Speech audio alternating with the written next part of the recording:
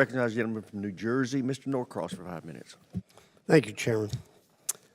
As we're witnessing the invasion of Ukraine by Russia, we hear a tremendous amount of talk about red lines on both sides.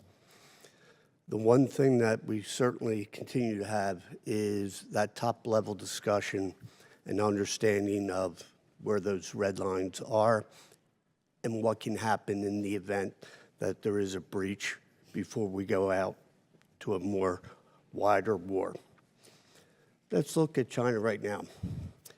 You have each talked about the breakout times, 25, 27, but heightened awareness of what is taking place in that area of our globe.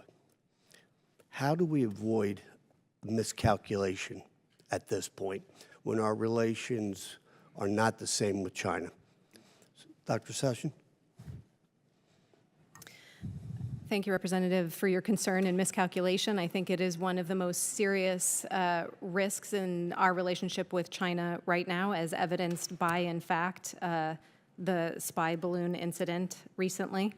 I think that the way that we can minimize those risks is to engage in as many high-level conversations with the government of the PRC as we can. I think it's a shame that Secretary Blinken's trip was canceled because we need those high-level contacts. It would have been an opportunity to discuss crisis management, for example, in addition to being able to press the CCP on their other such problematic behaviors worldwide. Admiral Harris, you've been I'll on just the front add lines. a little bit to what Dr. Sisson has said and emphasize that diplomats and diplomacy matter in the 21st century.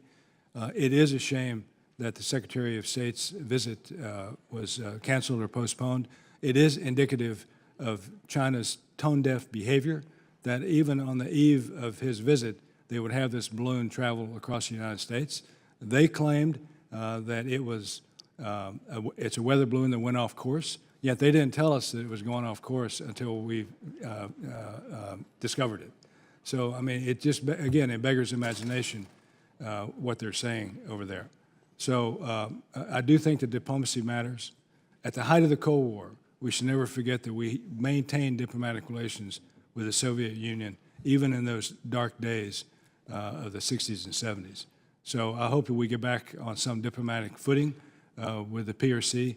It's important to both countries that we do so. Thank you. I yield back.